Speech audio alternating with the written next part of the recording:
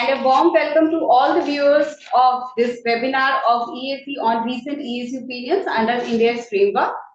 Myself, Parul Gupta, Secretary to the Expert Advisory Committee, and I am joined by Chairman, Expert Advisory Committee and immediate past President, Dr. Devashish Mitra ji, CA SN Gupta ji, who is Head of Technical Directorate, our panelists, CA Meghdu Jaju ji and CA Mohit Butelia ji, and our moderator for today's session, CA Guru Prasad ji, and our EAC team. I welcome all of you. And now I request Chairman, Expert Advisory Committee to express opening remarks. All right. Thank you very much, Parul Gupta ji. She's the secretary, as she has said, of the Expert Advisory Committee. SN Gupta ji, who is the part, basically heading the technical directorate of the institute, all the other members of the Expert Advisory Committee. And of course, you can see on the screen Guru Prasad ji, Mohit Bhutoria ji, and Jaju ji. See three of them. You can see them on the screen. Ladies and gentlemen, a very, very good evening to all of you. You can see the smile on my face. The smile is a smile of satisfaction because it is the third virtual seminar that we are having. And you know, in the past, today I was attending a meeting of the valuation organization committee, Section 8 committee. And I was telling them the story of EAC. You know, earlier this EAC was one of those committees which was in the background, which would do excellent work, but nobody knew what exactly was the work it was doing. So now we have decided to come out in the open, have this kind of seminars, you see, and so that you see everybody knows the kind of excellent work that we have done since 1975. You see, you'll be very, surprised to note that this is one of the oldest committees of the Institute of Chartered Accountants of India. Formed way back in 1975. And till now, you see, starting off with about 70-75 opinions, we have given more than 1,600 opinions. And let me tell you, some of the opinions, they have been so significant that they have made immense changes in the accounting landscape. Even the auditors, they have had to look at the opinions very closely and make changes in the auditors' reports. Today, we get from the regulators, you see, CAG, and even from listed companies, requests for the opinions. And, all these opinions that I'm talking about, and 6 opinions are being discussed today, we have put them together in something called Compendium of Opinions. I don't know how many of you have seen that. Those of us who have seen that, fantastic. Those of us who have not seen that, I would hope that after you finish off this program, have a look at them. There is a search option, and you can go for the search option because now you will not get these books in the hard copy form. You see, when I passed out 30 years back, at that time, you see, I used to look around for the Compendium of Opinions at hard copy forms, but not now. You see, now you have to go for the search options, and there is an excellent search option that you have. You see, and you go for the search option, search for this 42, Compendium of Opinion volumes. More than 1,600 opinions and available to you free of cost to all the members. And any issue, you can even search issue-based. And you see, any issue that you want, you'll find an opinion on that. And let me tell you, even though these opinions are not mandatory, but these opinions are referred to very, very frequently by all stakeholders. It's been fantastic. Like you see, I have been chairing this committee even immediately after I ceased to be the president of the institute. And let me tell you, it has been such a learning experience seeing the complex issues that have been raised before this committee. And today, this committee deals mainly with Ind AS. All of us who are, you see here, 2015, we have 2015, the Ind AS framework was introduced.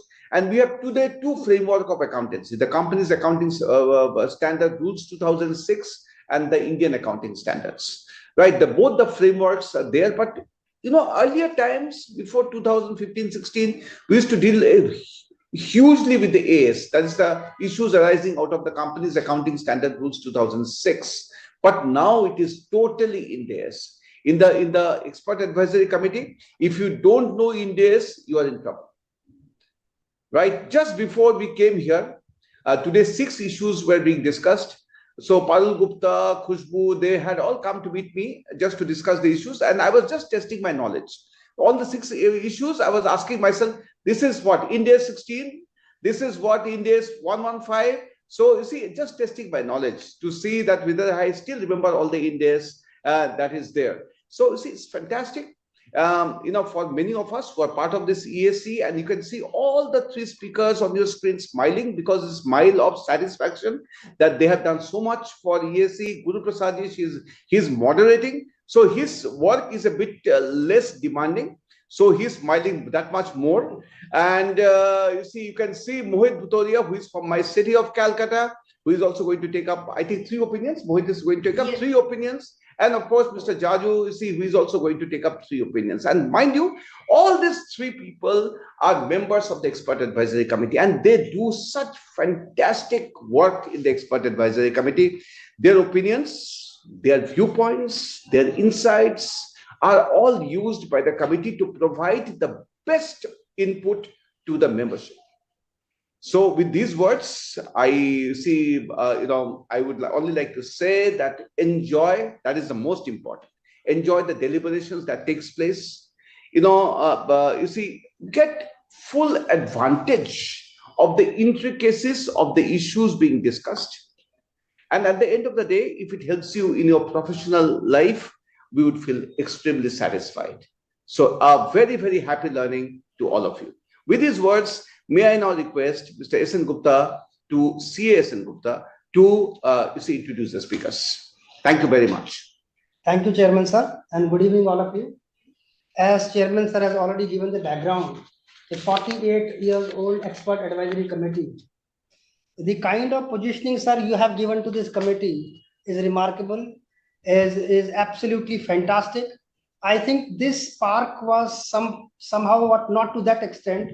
The knowledge dissemination piece was not to that extent what has bring to this council here, sir, under your guidance, sir. So big thank you to you, sir, as a chairman of this committee. Now today we have a legendary panelist in our today's webinar, CA Mohit Bhutoria ji. He is a managing partner of one of the reputed chartered accountancy firm. He is a coopted member and a prolific contributor to technical matters of all Expert Advisory Committee agenda items. He has handled close to 1,000 statutory audit of different size and magnitude. So very, very vastly experienced individual, CA Mohit Bhutoria ji, sir, I welcome you. CA Meghju Jaju ji, again more than 2 decades of vast experience brings on IFRS, Ind AS, and he's also a special invitee to our Expert Advisory Committee. He also contribute in various technical departments of the large accounting firms, and he's once again an incredible contributor to various technical committees of ICAI. I welcome you, sir. CA Guru Prasad ji, who happens to be the moderator of this today's webinar. He is extensively experienced, although his role, as sir said, is not that he's smiling, sir. Once again, his smiled one. 25 years of vast experience in audits, assurance assignment. He's also a corporate member and a prolific contributor to various agenda items of Expert Advisory Committee. I think, sir, the kind of opinions we have taken for discussion today, we could not have better panel than this. So I welcome all of you, and with this word, I hand over the floor to our moderator, CA Guru Prasad ji. Over to you, sir.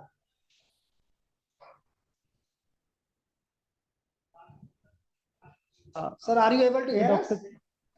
Yes. Are you able to hear, all of you? Yes. Yes. Yeah, yes. A very good evening to all of you, and a big thanks to CA Dr. Debashish Mishra ji, past president of our institute ICAI, and S.N. Gupta sir for having introduced us to the webinar, the audience in the webinar, and also a big thanks to all of you for making us part of this an enjoyable learning activity of this EAC webinar. So without wasting much of the time, I would like to get on with the opinion, 6 opinions that have been identified for this evening. I will read out the first one. I will present the first one by sharing the screen. Just give me a moment.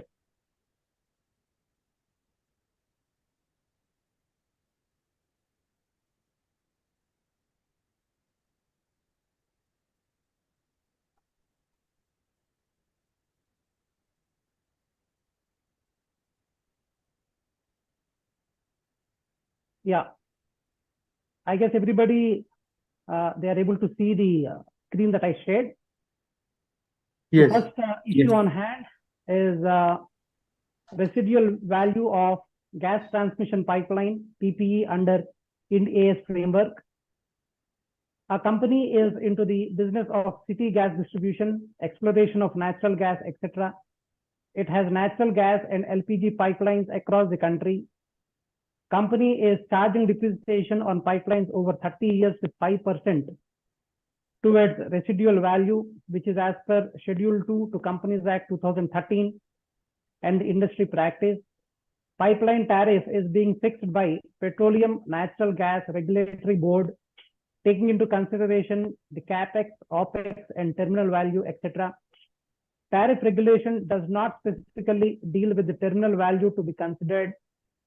However, as a practice, terminal value based on SLM depreciation basis is considered for calculation of tariff, with residual value being not less than 5% of capex. In case terminal value is reduced from 5%, then there would be possibility of increase in tariff. During the financial year 2021-22, auditor has raised an observation with regard to consideration of 5% of capital expenditure as residual value of the pipeline.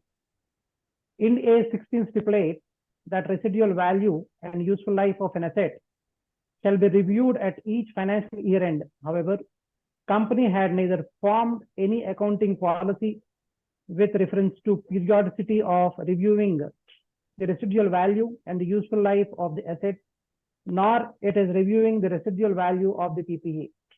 As per auditors, value of PPE includes 5% residual value of pipelines. However, the same should have been zero, since their cost to sales is higher than residual value. Generally, pipelines are not taken out after completion of their useful life and left as it is under the ground. Further, if pipelines are taken out, the cost to take out the pipelines will be more than their scrap value. Thus, the residual value is zero or negative. Therefore, company should have kept zero as a residual value instead of 5%. This not only represents overstatement of residual value in the books, but also resulted in less charge of depreciation in the earlier years. As per management of the company, the decommissioning option to permanently abandon a pipeline section and leave in situ or retrieve shall be made on the basis of a pre-assessment that shall give consideration to the current and future ROU, use and size of pipeline. Company analyzes whether to take out the pipeline or not on a case-to-case basis, considering various technical parameters and availability of ROU and safety factors. Further, in some of the cases in past, due to non-availability of ROU land, company replaced the old pipeline which was damaged with high diameter pipeline, and the extracted pipelines were sold out as scrap. Digging cost was capitalized along with the new pipeline, and scrap value of old pipeline after adjusting carrying value, that is residual value, is recognized in profit and loss account as profit or loss on sale of asset. It is impracticable to say which pipeline will be taken out and which will not. It has to be seen on a case-to-case basis. Further, in one pipeline, some portion might have to be taken out and the rest may be left as it is. Considering this, company has kept residual value of pipeline as 5%. The issue on hand is whether the company's accounting policy to keep residual value at 5% is in order and in line with the applicable Ind AS and Companies Act 2013, or any other percentage of residual value of the pipeline may be considered. I request CA Meghdud Jajuji to deliberate upon the issue on hand and then deliver the opinion of EAC. Over to you, Meghdud Jajuji. Thank you. Thank you, Guru Prasad ji. So actually it is a very, very relevant query, not only I think for this querist, but across the industry, because residual value is a I can say one of the very basic concepts when it comes to depreciation on PP&E. Now, especially those companies who are capital intensive, which would mean that they have a significant cost or amount invested in PP&E in their balance sheet, this becomes very relevant to determine what is the residual value of those items of PP&E. And guidance for determining the residual value is point number 1, it is contained in Ind AS 16 itself. Ind AS 16 defines the term residual value, which essentially means, as in a simple terms, if I have to understandable wordings, then it is simply as to what I am going to receive when this particular item of PP&E will come to its end of useful life. Either it might be sold as a scrap, so there would be some value attributable which one would recover when the item would have come to the end of its useful life. Having said that, this residual value definition also refers to the cost which will be incurred while scrapping the item. And therefore, whatever amount, it is the net amount which the entity will receive, that is the value as a scrap value minus the cost which it will incur. That net amount is considered as a residual value as per the definition. Now, why this residual value is important is because the depreciable amount of the property, plant and equipment is always determined based on my original cost minus the residual value. This is the balance amount which needs to be depreciated over the estimated useful life of the asset. Right? For example, 100 rupees is the cost, 10 rupees is the residual value. Only 90 rupees is the depreciation which I need to charge over the period of the estimated useful life to the profit and loss account. And that's why this determination of residual value becomes very important, because that is going to straight away impact the depreciation which is calculated on the item of PP&E. Now, this residual value concept, again, Ind AS 16 further states in paragraph 51 that this concept is not a static. It is not that residual value is determined on day one and the entity would continue with the same residual value year after year till the time the asset comes to the end of life. That's not right. The residual value is required to be reviewed by the entity at least at each financial year end, which means it can be even reviewed more than once during the financial year whenever the entity expects that the residual value has changed. And that also in a way means that it is the estimate which the company makes. So there is another standard, Ind AS 8, which talks about changes in accounting estimates, right? So residual value is also one of such accounting estimates. And therefore, whenever the company makes the change to its residual value, that change gets accounted as per Ind AS 8. So one will move to Ind AS 8 and one will see as to how that accounting change, accounting estimate change would be accounted for. Now coming to this entity specific situation where in the query it is mentioned that the company had looked at Schedule 2 under the Companies Act, and it says that under Schedule 2 to the Companies Act, the residual value is considered as 5%, and therefore the company has applied 5% as per Schedule 2. That's what I think the company's contention is. But if you actually see what does the Schedule 2 to the Companies Act says, essentially, as far as the residual value is concerned, it says the residual value of an asset shall not be more than 5% of the original cost of the asset. So when we say it shall not be more than 5%, in a way you can see that it is the capped amount. Usually it will not be more than 5%. Again, does it mean that there can be no case where it can be more than 5%? The answer is no, because then Schedule 2 further also gives a proviso to say saying that when the residual value is different from this limit of 5%, then the financial statements need to disclose such fact that it is exceeding 5%.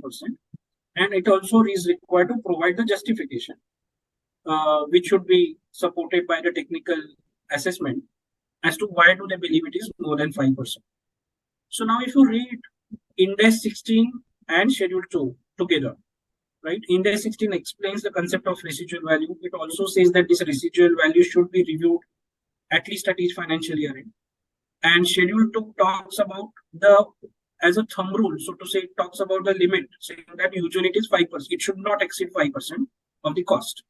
But if it exceeds, then that disclosure should be made. So in a way, none of these two pronouncements, whether it is Ind AS 16 or whether it is Schedule 2, so to say, requires that it has to be 5%. Right? It is the estimate which the company has to make depending on the facts of that company, depending on the asset which it is looking at, depending on the useful life for which the entity is going to use that asset. What is the market available at the end of useful life? What is the scrap value? So many factors company would consider to decide this depreciable amount. Now, after considering this Ind AS 16 as well as Schedule 2, the institute has issued a guidance note, that is the guidance note on accounting for depreciation, which makes this concept even more clearer. And it also talks about the disclosure requirements, where it clearly brings out to say saying that as long as the residual value is less than 5%, there is no disclosure required. If the residual value is equal to 5%, then also no disclosure is required. If the residual value exceeds 5% of the original cost, then only additional disclosures are required as per Schedule 2. Now, when we consider this guidance note and the other pronouncement, that is Ind AS 16 and Schedule 2 together, the way the EAC considered this query, as the EAC has opined that in the case of this querist, first the querist will need to estimate what is the residual value, and it cannot be said saying that for all the assets, the residual value is going to be 5% without actually doing the estimation as to what that scrap value is going to be. And also after considering the costs which would be required to scrap a particular item. Also, when this estimate is made, first time when this estimate should be made is when I'm recognizing the PP&D itself. That is when first time the pipeline has been purchased and capitalized in the place of querist. That is the time when residual value should have been determined so that the depreciation charge is correctly measured. And that residual value, as we discussed earlier, needs to be reviewed by the entity, by the querist, at least at each balance sheet date, because the circumstances might have changed, and therefore the residual value might have gone up or might have gone down. And those circumstances also the entity will have to keep in mind and then account for those changes as changes in accounting estimates.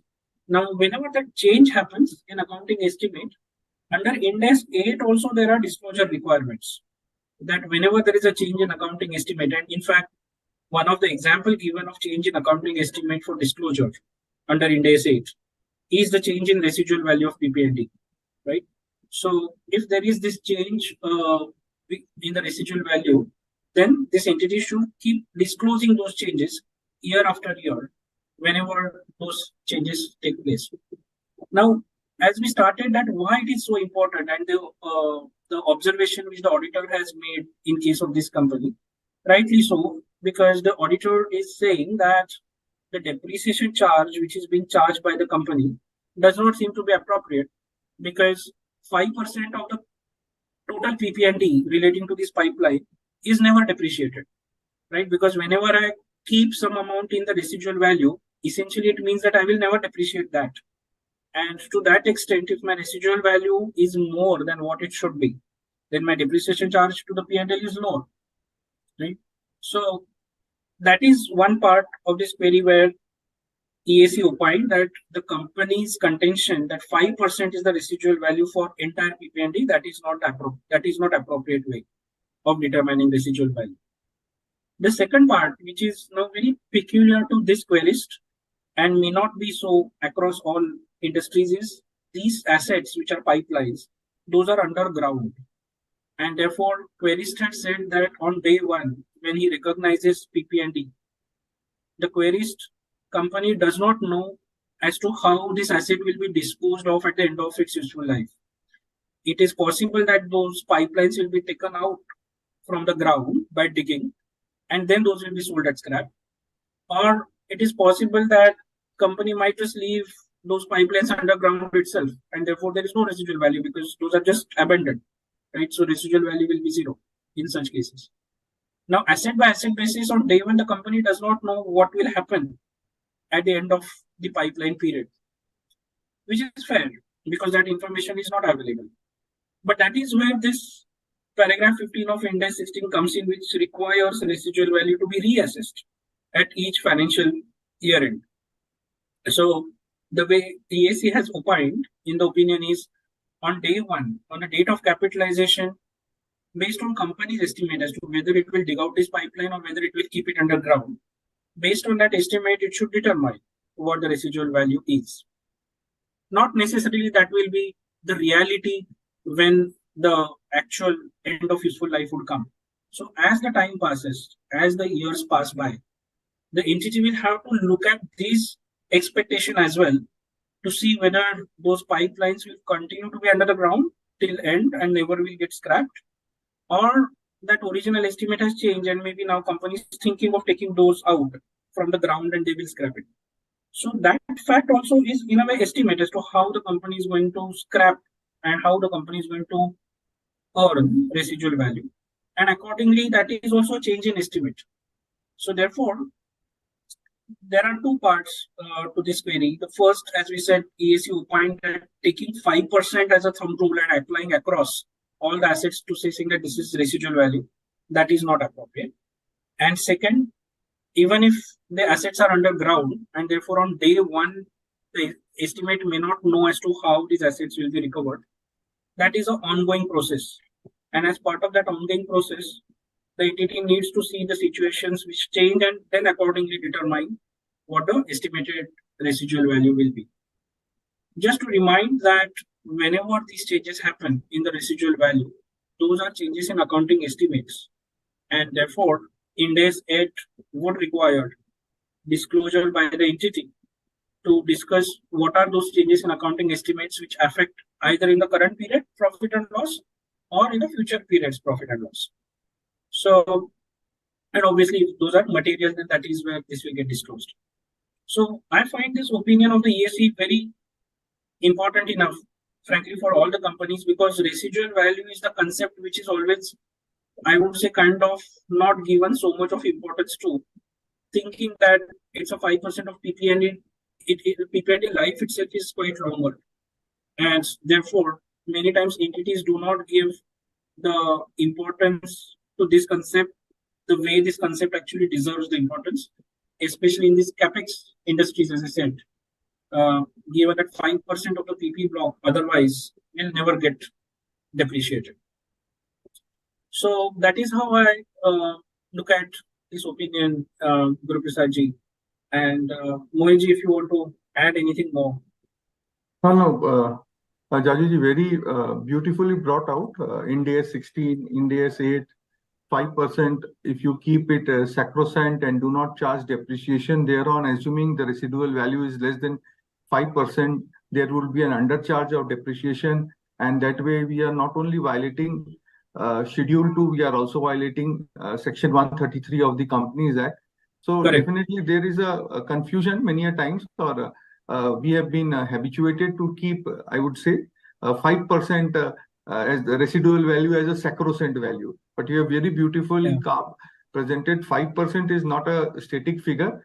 This 5% again will depend company to company, whether it is 5%, 6%, 10%, or maybe even 0%, something like that. So, and very beautifully brought out that it has to be assessed year after year. It is not that year one you decide it is 5% and then you will sit down quietly. Year and after year you have to determine what is the change in the residual value. So I think a very, very important opinion, and this impacts almost each and every company who are in manufacturing, trading, or whatever. Those who have PP, it impacts each of the companies. So a very, very important opinion, I must say.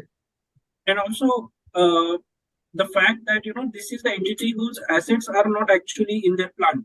Like many manufacturing entities will have their PP&E sitting at one place in their plant, whereas the nature of this entity, which is laying these pipelines for gas, their nature itself is that the assets are scattered because those are under the ground. And it is not only this industry. There could be so many industries where the assets don't remain with them under the manufacturing plant. Those are scattered. Like a simple example could be, let's say, telecom industry, where the assets are on the towers, right? So these kind of industries where, again, this additional estimation is required that that asset is lying somewhere else, am I going to kind of get that asset back and then scrap it and get the residual value by scrapping it? Or I'm just going to abandon that asset wherever it is because anyway it has reached its useful life. So sometimes getting the asset back itself also could be a costlier exercise than the value which is available to it. Correct. So for such industries, this second estimation also becomes important as to what am I going to do with this Correct. asset when they end their useful life. Correct, correct. So And that quite interesting opinion. Yeah, and that you have also brought out in this query, what they will do, whether they will dug out and sold or they will just dump it. Definitely. Yeah. So on the face of it, it seems very simple that for depreciation, take the life as per schedule 2, take the residual value as per schedule 2, apply the formula and work it out. That is not so simple. And you have made through this opinion things very complicated for all the users, for all the reviewers, that residual value, useful life are not simple concepts as many of us view that. Yeah, I mean, those are very easy to understand conceptually. But when it comes to applying it to the given situation, and because PPND itself is a bit technical matter, right? So as a chartered accountants, we have limited understanding as to what should be the correct percentage. And of course, to that extent, then we would rely on the technical experts. But the fact that it needs to be applied on case-to-case basis, company-to-company basis, is very important. Otherwise, many times it doesn't get even implemented, and as you rightly said, one just goes ahead with 5% as the assumption. Right. Correct. Definitely. Yeah. So I think US must have got something new today, because many of us, it happens. It definitely happens that 5%, and there was also confusion. I remember that you can take a useful life 5 or less, but not more than 5. But you have you have brought out this paragraph where it says that if you are taking more than 5%, you have to give requisite disclosures. Right. And it should also be supported by the technical assessment. Correct. So usually I would expect as an auditor, if I go, I wouldn't expect the finance department to determine what is the residual value, because finance department would not have technical expertise to decide. It should be supported by some technical person who understands that PPND in the manufacturing plant, the engineer or whoever, who can actually say saying that how this asset would be at the end of its useful life and what is the expectation based on current market that one would fetch this. And maybe for auditors, we can also add one point that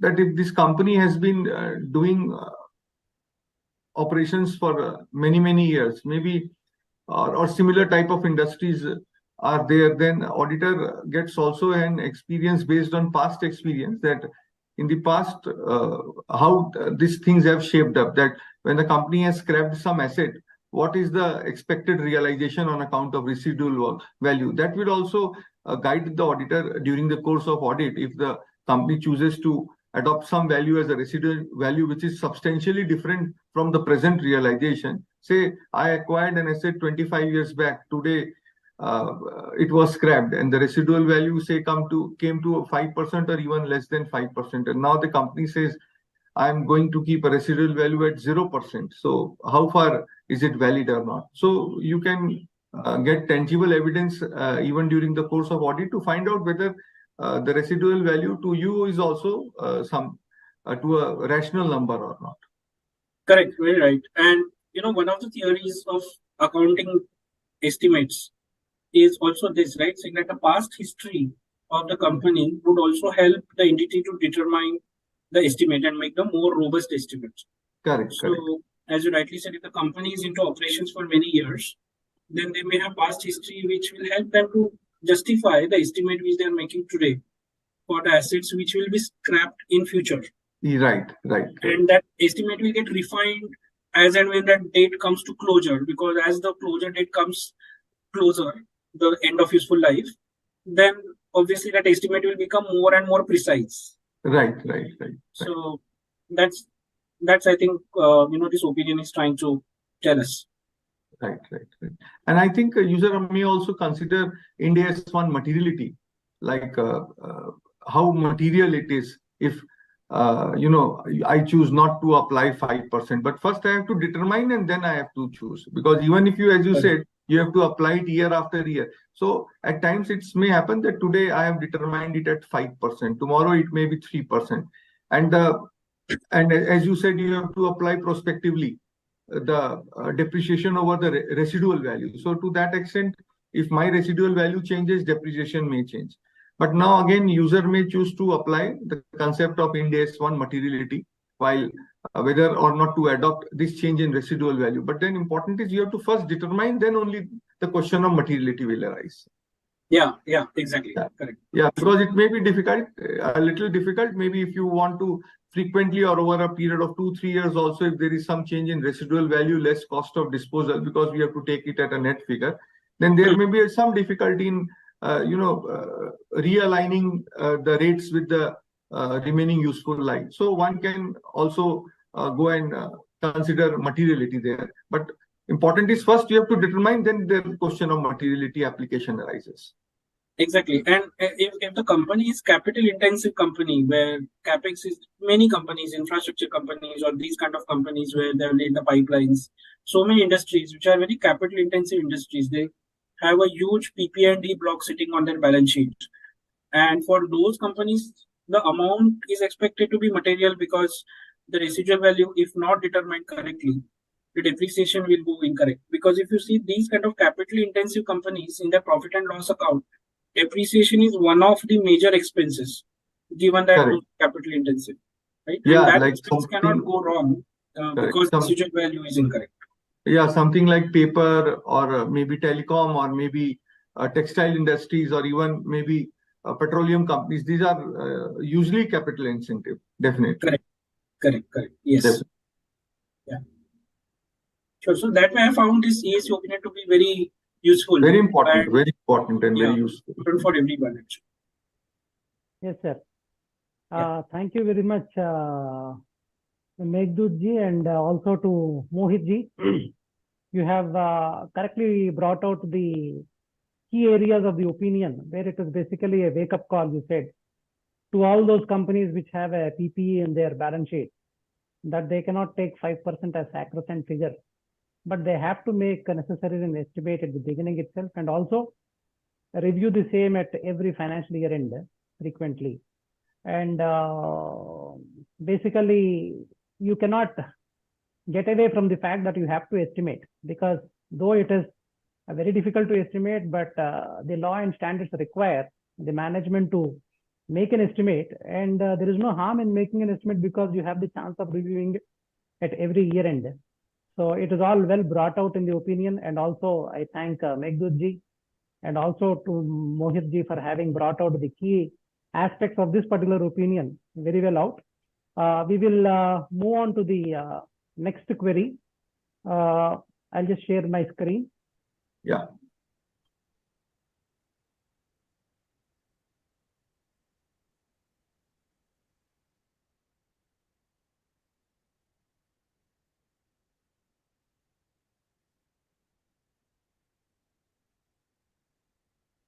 Yes.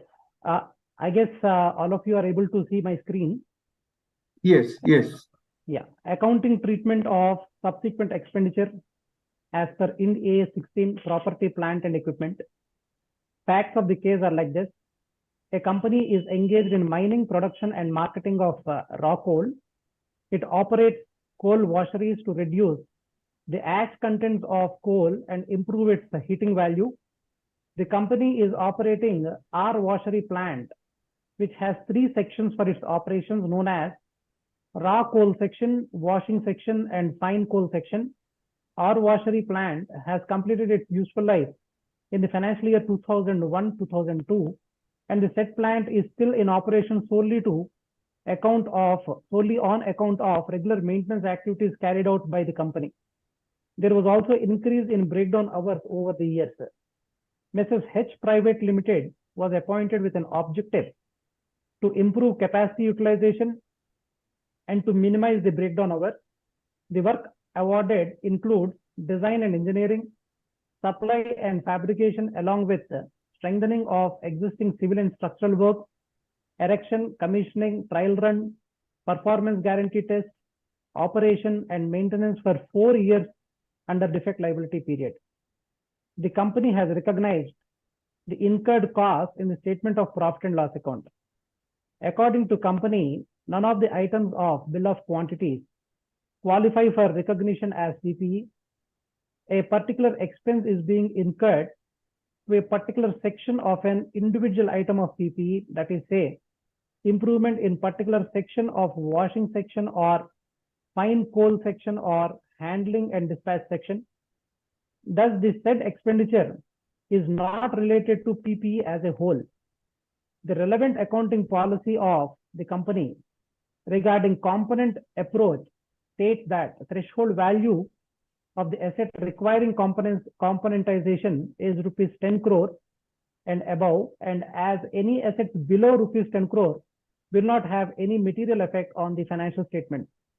While considering the threshold value in percentage of cost component to the total cost of the asset, the component having value not less than 20% of the total cost of the asset will be treated as significant and eligible for component accounting if other conditions are fulfilled.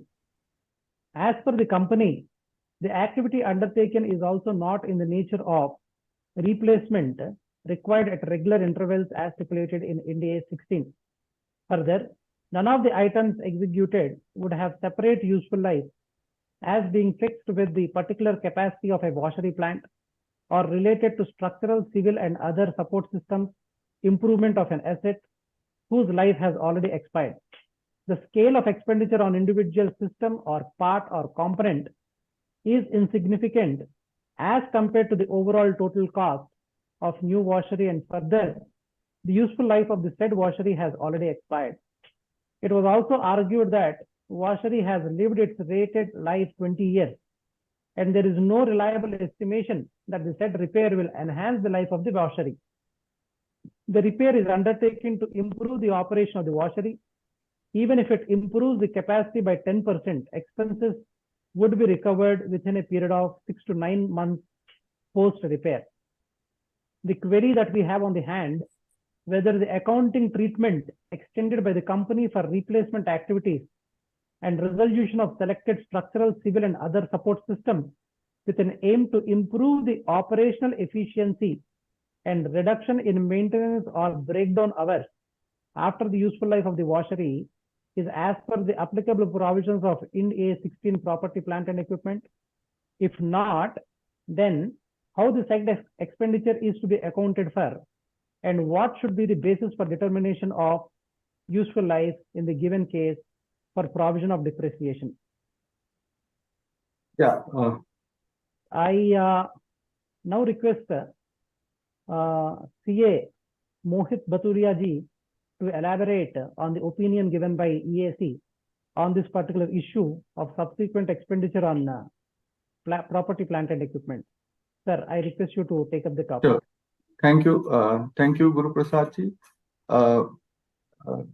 Very good evening to all the participants here. At the outset, I express my gratitude to the Expert Advisory Committee to invite me to share my views on the subject. And it is a matter of great pride and privilege for all of us, all our three panelists here, to be a member of EAC. I being associated with the EAC for the sixth year. Now, this question again is a very important question on PPE, the first which was dealt by Jajuji on residual value. And again, this is a very important concept as to whether expenditure incurred on account of I would not say modernization, basically increasing in the efficiency of a plant would be capitalized or would it be charged to profit and loss account? And in case it is to be capitalized, how will you determine the residual useful life of the asset? I think two questions are posed before us. Before I develop on the query, let us again recapitulate some important facts. That this is a coal washery plant with a capacity of 30 lakh tons. This was commissioned in the year 1986 with a useful life at that point of time 15 years, and that the useful life has expired in 2002. But due to regular maintenance being carried out, this plant is still in operation. Now the query has further said that if you are going to set up a new washery with a similar capacity, the cost would be to the tune of 300 crores, and they have incurred something around 50 crores for this increase in the efficiency and of the plant. Now, what was the need? They said that this plant is running at a very low capacity utilization, and the breakdown hours have been also very high in the 3 years. In the query which they had sent to the EAC, they had given the data for 3 years, financial year 16-17, 17-18, and 18-19, where they have said that as against the installed capacity of 30 lakh tons, the plant is running at an operating capacity for 16-17 at less than 14 lakh tons, 17-18 at less than around a little less than 13 lakh tons, and at 18-19 a little less than 9 lakh tons. Year on year, efficiency is decreasing, and therefore the capacity utilization is also decreasing. So for the last 3 years, their capacity utilization has decreased from a little over 46% to something around 28%. Again, in terms of breakdown hours, they have said that the breakdown hours again ranges from in 2016-17 it was a little over 1,000 hours to 18-19 it was a little over 3,000 hours. So all in all, what they have said that there has been a substantial decrease in capacity utilization. There is a subsequent substantial increase in the breakdown hours. So for this, they appointed a consultant, and consultant suggested corrective measures to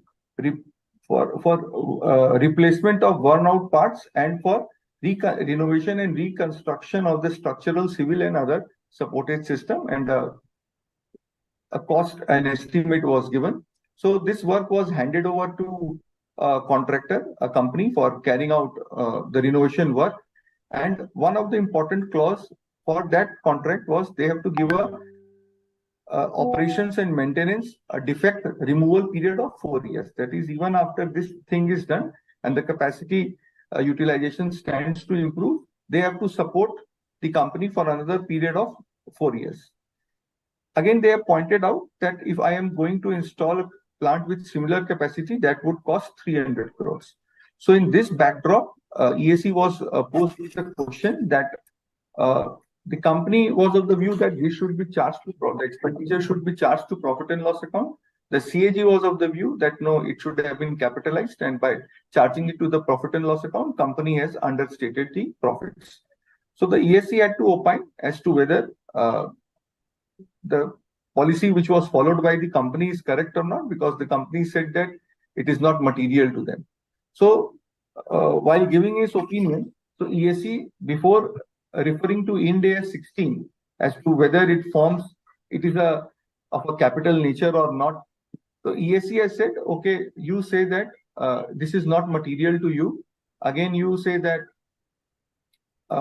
we are not also following component accounting in respect of this coal washery, and this, as Meghdud sir was pointing out, that this coal washery has 3 sections: raw coal section, main washing section, and loading and dispatch section.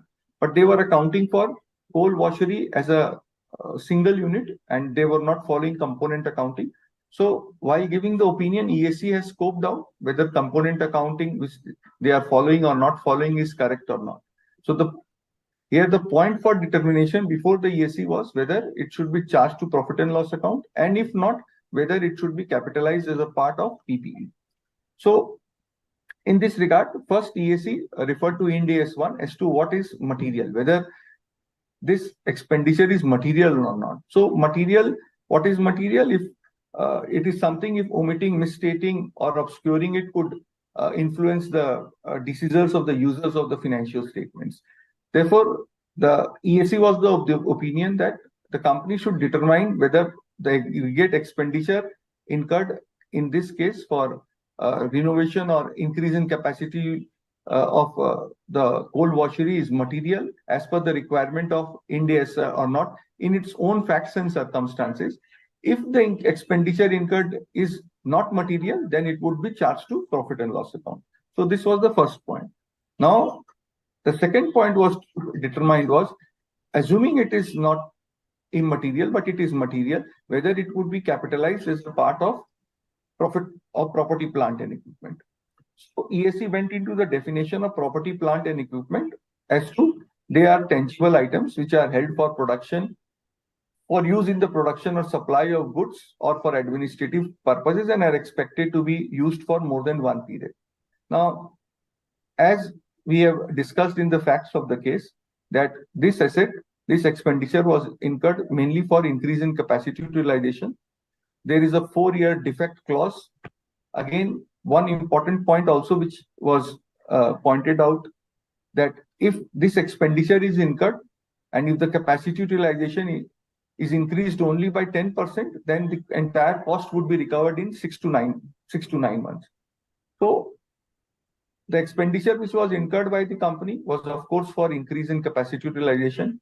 The expenditure incurred would yield benefit to the company for more than one accounting period. That is also which comes out from the facts of the case, and also having regard to the fact that a similar plant would require 300 crores. Second, there is a defect and operational and maintenance contract again for 4 years, which also again gives an indication that it is expected to be used for more than one period. Therefore, it happens to be fall under the definition of PPE as per Ind AS 16. Again, what is important is that when there is a PPE, a cost to be recognized as an asset only if probable economic benefits would be flown to the entity and cost would be reliably measured. Again, both these two conditions are also satisfied, and therefore this should have been included as a part of the cost of PPE. Now, coming to the second question, the question was that how would you determine the useful life of the asset?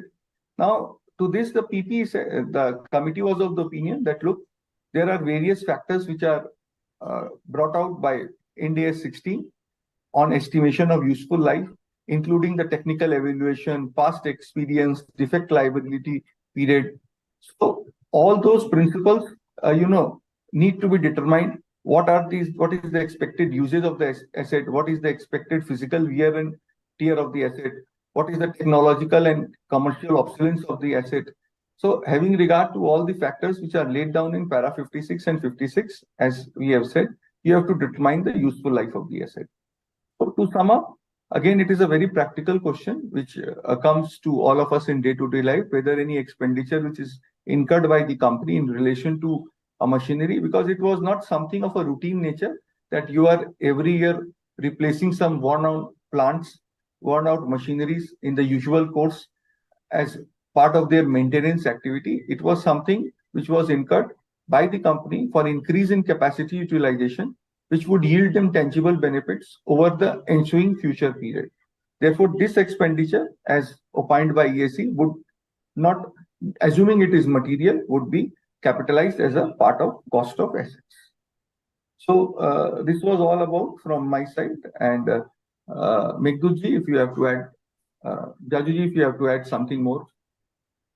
So very well summarized, Mohitji. What you said is very right, that this is the matter that, whether it's a repairs and maintenance to be charged to P&L, or whether the amount is to be capitalized as a capex, as a part of PP&E, is always very challenging, because there is so much of judgment involved as to what is the purpose of incurring this expenditure. That is always the starting point. And of course, the entity will have its own judgment to decide how it looks at it. The auditors may have some different judgment when they look at it. And also here again, the technicality is also plays its role, because neither the finance person from the entity side nor the auditor per se is technically competent to say how technically it is going to affect the PP&E. But the way this principle is brought out in this opinion, and as you rightly explained, where in this case there was a change in the capacity itself of this plant, because any plant which, as it grows older and older, obviously it is expected that its capacity will slowly go down, no matter how well maintained the part is. But the fact that it is getting older, the useful life is coming closer to the end, and capacity is bound to go down. And in such cases, if these kind of expenditure is incurred which will boost its capacity, and the amount is material, and as you rightly explained, that amount which is incurred for boosting the capacity will get recovered in few months, but the plant will continue. And therefore, it is going to be for more than a year. This entire application of this concept is very well brought out, the way you explained and the way it has been given in this EAC opinion, because this is very, prima facie, when one reads the query, it looks a very simple query as to what is it that is to be opined on. It's an expenditure which is incurred, it's on a PP&D, capacity is increasing. But then this entire discussion happening between whether it's a capex, whether it's OPEX, is more interesting, and that shows as to how Ind AS 16, even the recognition criteria of Ind AS 16, which talks about future economic benefits. So how that future economic benefits is actually applied on the case in hand is coming out very clearly in this EAC opinion. I mean, the EAC opinion doesn't leave it kind of to the judgment of the user or judgment of the querist to decide. It actually concludes to say that in this case, this should be capex because of so and so reasons. So I find this EAC opinion to be very useful from the practical application perspective, not only for this company, but companies in a similar nature as well. Because as I said, this is a routine thing which one finds. And again, like our earlier query, this will be very useful for those entities which has got very huge capex, which are very capital intensive, right? Because this repairs maintenance is part of their day-to-day activities. But every repair and maintenance may not be OPEX, and every repair maintenance may not be capex also. One will have to segregate that and determine as to what will be the correct accounting of that. So this is also a tough task for auditors, because they find this in almost all capital incentive companies that is happening every year. So it becomes a very difficult to draw a fine line as to what expenditure is something of the nature of a repair and maintenance, and what expenditure incurred is something in relation to increase in the operational efficiency or capacity of the company, which would enable them to capitalize. And this company did not do component addition, so EAC had scoped out. Now, assuming that component thing would have been there, again it would have added a new dimension to the case. And one more thing I'll just like to bring, I think principles, either it is Ind AS 16 or AS 10, principles are same. So even for AS 10, we have to follow almost similar principles in such cases. Sure. Yeah, Guru Prasad. Yes, sir. All the points in the EAC, whatever have been given in an elaborate way, you have summarized them very well, sir. And this is also a very important issue, which you have very clearly explained. This is also an eye-opener, because all the companies, they tend to jump to a conclusion where the useful life of an asset is already expired. Any repair expenditure that they incur, they immediately jump to the conclusion that since there is no useful life, we will have to put it to P&L account, or even any expenditure incurred which is of a capital nature also. Since the remaining useful life is not there, we will have to charge everything to P&L in the year in which it is incurred. So this is one conclusion that very easily everybody takes to, but the opinion has very clearly given how it has to be. Step by step, how do you evaluate the fact of the case, and then see whether there is firstly the materiality aspect you have brought out, which is there in the opinion. It is very true. If it is not material, then there is no exercise required. And then you have also brought out the aspect where the capacity and efficiency, if it is increasing because of this expenditure, and the benefit of this expenditure, if it is being useful for more than one period, accounting period, then the definition of the Ind AS itself says that it needs to be capitalized. So this also you have brought out very well. And the cost aspect also, you said that though you are able to recover the cost within a matter of 6 to 9 months, it doesn't really mean that the entire usefulness of that expenditure is recovered in 6 to 9 months, because the plant will be operating for more than up to 4 years, because the contract itself says that it can go up to 4 years. It is well brought out. And the reliability of measurement of cost, that also you have brought out very well, because that is also one of the conditions for capitalization, that you should be able to reliably measure the cost, which in this case also it can be reliably measured, which you have rightly brought out. This is really a good opinion. It is actually a good guidance to our professionals as well as to the industry, because there would be many companies where useful lives are already over, and then they keep running the company. and they incur huge expenditure for, increasing the efficiency or productivity of the company. And since there is no threshold given in the standards as such as to only when the threshold is crossed, you should recognize and all that. So it is judgmental, and on case-to-case basis, we have to ascertain. And this is well given out in the opinion. And both of you, hats off, you have touched the right points in the opinion, and then brought out the essence of the opinion very well. I don't see any one point I add here, Sajid, is that as we all know, Ind AS, which is based on IFRS, these are the principle-based standards. Right? So it gives only the principles. Like in case of Ind AS 16, as Mohit explained, there is definition of PP&D, there is a recognition criteria, right, which is a principle-based, and not much guidance on case-to-case basis, let's say for repairs and maintenance, because it simply leaves the reader or the person who is applying the standard to apply that principle on that particular case. When we see these kind of examples in real life situations as to how that principle is applied in that particular situation, that principle becomes more clearer to know as to how that definition is to be read, or how that recognition criteria is considered to be met in this particular situation. So that really helps through these kind of EAC opinions to interpret the standard and apply it to a particular situation. Yeah. Yes, sir. Very rightly said. As such, in this webinar, we normally get certain questions from the audience, but as such, we don't have any questions currently on hand to discuss. But as the webinar goes, even if we get questions on opinions which we have already discussed, we will take them up at the later point in time. So let me move on to the next topic. Let me just share the screen, and please confirm if you are able to see the screen.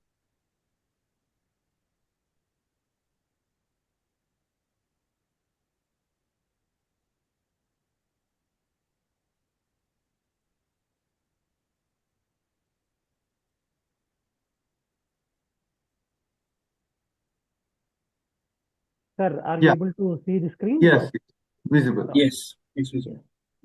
1 minute.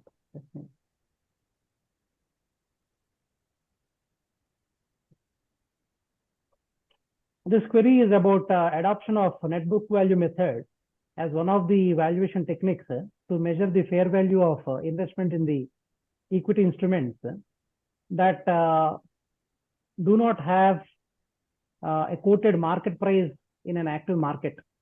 The facts of the case, they are not very elaborate. The facts of the case are very simple. A government company jointly with other 24 public and private sector entities formed a corporation limited for setting up of gas-based power plant. The company as a promoter shareholder invested in A Corporation Limited, which is not a listed company in any of the stock exchanges. The company had been valuing the investment in A Corporation Limited at fair value through other comprehensive income in its financial statement.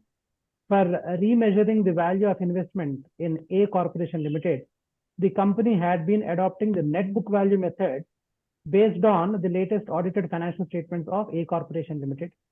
The value of the equity instrument cannot be inferred from an outside market since it is a closely held company and the equity instruments do not have a quoted market price in the active market. And as per queries, since the net book value method is one of the accepted methods for valuation, the company has chosen this method based on the latest available audited financials of A Corporation Limited. The query that was received by EAC is whether the adoption of net book value method by the company as one of the valuation techniques to measure the fair value of investments in equity instruments of A Corporation Limited that do not have a quoted market price in an active market is in order or shall be measured at cost. This is the query that has been received. I request CA Meghdud Jajuji to explain the opinion that has been given by EAC on this particular issue. Meghdudji, over to you. Thank you, Guru Pisaji. Now, again, quite interesting query because this is not specific to any industry. This is not specific to, like, our earlier opinions where we said capital intensive and huge amount of PP, etc. It looks like a simple investment which the company has made in another company, and that another company, that is the investee, is an unlisted entity. Now, and this is not a investment either in a subsidiary or joint venture or associates. It's just a pure investment in one investee, which is a very common situation, which I'm sure all of us come across. So many companies are invested into unlisted entities, and therefore we see that in their investment note, saying that so many shares of so and so cost which are invested. Now, when this gap conversion took place, and when Ind AS was brought into, that time there were these new standards which were introduced for financial instruments, right? And now those are mandatory standards as well, which brought in this concept as to how financial instruments should be recognized, how they should be measured, what are the disclosures, de-recognition, etc. Now, the basic okay, before even getting into the standard which we'll be talking about will be Ind AS 109, because it is Ind AS 109 which deals with financial instruments as far as the measurement is concerned. Yeah, because this whole question is whether this investment in equity shares of that investing, whether it can be measured at cost or not, because it's unlisted, and that's the query which the querist has asked. Now, if you see 109 and focus only on that part which is relevant for us for this query, as a concept, obviously this is the investment in equity shares, which is a financial asset for the querist in its financial statements. So in the balance sheet, it will be shown as part of the financial asset, and therefore we should focus on what are those requirements in Ind AS 109 which talks about the measurement of financial asset, because this is the measurement which we have to decide on. So when one goes to the standard, essentially paragraph 4.1 and the subparagraphs in Ind AS 109, it says that financial assets can be of three categories. Right? One category is the financial asset is carried at amortized cost. Second is where the financial asset is carried at fair value through other comprehensive income, FV OCI. And the third is where financial asset is carried at fair value through profit and loss, FV TPL. So amortized cost, FV OCI, and FV TPL. These are the three categories or classes of financial assets which it talks about. So the question is, where do I fit in equity investment or equity instrument of the investee among these three classes? So if we see the first class, which talks about financial assets at amortized cost, there are two conditions which the asset has to meet. And one of the condition is that whatever the cash flows which will be received from this financial asset as per the contractual term, those need to be solely payment of principal and interest.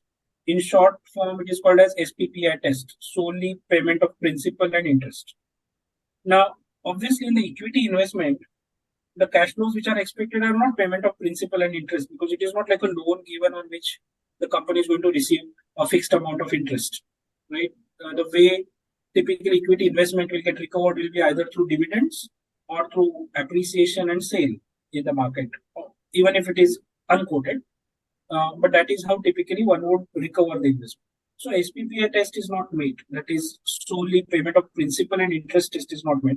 So it cannot be at amortized cost. Right. The second category is fair value through OCI, that is other comprehensive income. But even for FV OCI classification, one of the tests is again this SPPI test, that is solely payment of principal and interest. So this test is also not met again, and therefore it cannot be FV OCI. So then comes the residual category, which says that if the financial asset is not at amortized cost, financial asset is not at FV OCI, then the residual category is FV TPL, that is, it has to be measured at fair value through profit or loss. But having said that, then the standard also carves out one exception for investment in equity instruments. What standard says is that though equity instruments typically will fall into FVTPL, that is fair value through profit or loss, the entity may, by choice, decide that instead of doing FVTPL, they would take the FVOCI approach, that is fair value through other comprehensive income approach. That is left as a free choice to the company. The only condition is that's an irrevocable choice, and that has to be applied at a time when the investment is getting recognized. So once it is recognized as FVOCI, the company can't keep jumping around between FVOCI and FVTPL. So it is FVOCI, it has to be continued as FVOCI. And if the company has not made that choice, then it will be FVTPL. Then it can't come back to FVOCI. Then the fair value gains or losses will get into P&L. So considering this, now those entities which are doing Ind AS adoption for the first time, like this entity was, as a general principle, Ind AS 101 says saying that all the standards you have to apply it as if you had always applied these Ind ASs right from beginning, except certain exceptions which are given in the Ind AS 101 itself. Those are the only exceptions. So one of the exceptions for financial instrument is that this choice of doing it at FVOCI, which, as I said, can be exercised only when the investment is initially recognized. Now, for the first time adopter, the investment is already sitting in the balance sheet. So how will it apply this choice? Because the time period is gone when it was initially recognized, when Ind AS was not there. So 101 gives this exception, saying that in case of first time adopters, they can exercise this choice of doing it at FVOCI on the date of transition to Ind AS. So therefore, this company in the query, they have exercised that option that they want to do it in FVOCI. They do not want to do it in FVTPL. So therefore, to that extent, the accounting treatment which the entity had suggested, saying that they will take the fair value movement in other comprehensive income, that accounting treatment is appropriate because that is the Ind AS 109 paragraph 5.7.5, which allows them to do so. As I said, irrevocable choice and only at the first time, which they did. So that part is right. But then the question comes that even if it is FVOCI, how to decide the fair value of the unquoted investment, and whether the way entity is saying that a cost itself will be considered as the fair value. So whether that part can be considered as, so to say, appropriate, saying that cost itself is the fair value and therefore no movement in that FVOCI. Now, if we look at this principle, saying that for unquoted, for quoted investments, usually the determination of fair value is not difficult because it is available in the market. So if I invest in some listed entity shares as an entity, the price is available in the market because it's listed on the stock exchange, and therefore that itself determines the fair value, right? But for unlisted entity where there is no market, then this poses a challenge to decide as to what should be the fair value. But even in that case also, the standard is very clear, saying that just because the fact that the investment is unquoted or unlisted, that itself doesn't mean that fair value cannot be determined. Of course, the fair value can be determined. In a very, very rare situations, it gives the option saying that there could be a case where the cost itself cost itself can be carried as a fair value. But the condition to that also is that where this cost represents or approximates to the fair value itself, right? So essentially, if you see in summary, one has to determine what is the fair value, even if the financial asset is unquoted or unlisted in that active market. The standard also talks about saying that the cost usually may not represent a fair value because there are so many factors because of which the fair value will keep changing from the time when I have incurred the cost. Right? For example, if I purchase shares of A Limited today based on today's valuation, which is unquoted, going forward, the fair value will depend as to how that A Limited is performing. Right? What are the profits which it is making, how its operations are going, which could be all their internal factors. There could be external factors, like what is the demand for their products in the market, how technically competent their products are, who are the other competitors who have entered into the market, what are the risks which I will carry now in those investments as compared to the risk which I was carrying when I initially invested. So there would be so many factors which will keep changing the fair value year after year or period after period. And therefore, to saying that my original cost is my fair value and it will remain as a fair value. That sounds little far-stretched because of the so many factors which the standard itself explains that because of these factors, very unlikely that your cost will continue to be your fair value forever. Right? And therefore, now for this entity, it is important to decide what is the fair value of these unquoted equity instruments. And I'm sure many of us would have come across this issue because, as I said, it's a very common transaction where companies invest in the unquoted equity investments. And then to comply with Ind AS 109, it is mandatory that they should determine what is the fair value of that investment. Now, if we understand what the fair value meaning is, which is a defined term, because Ind AS 109 says that for fair value measurement, you go back to Ind AS 113, which talks about the fair value measurements. So, and therefore the term is defined in Ind AS 113 as to what the fair value is.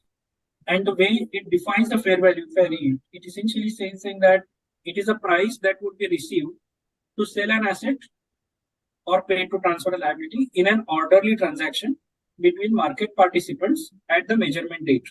Okay? Now, if someone to keep his hand on the heart and to say saying that this investment I purchased 3 years ago, this is the cost which I paid, can I say saying that today also I'll be able to buy this investment at the same value? I'm sure the heart will give the answer no. Because in 3 years, the market would have moved. The entity in which I invested, they would have generated profits or they might have gone down in their performance. As I said, the demand for the products might have changed. So many things would have changed. Economy would have changed. New policies might have been introduced by the government. There are so many factors. So therefore, I can't buy the same asset at the same value after period has lapsed. That itself shows that the fair value has changed because you would not find a buyer who would purchase the asset at the same value. Either he will give lesser value or he will give more value, depending on how that investment has performed and how the risks have changed. So therefore, cost cannot be considered as the fair value. But then the question comes as to then how do I decide the fair value? Because I don't have the market here.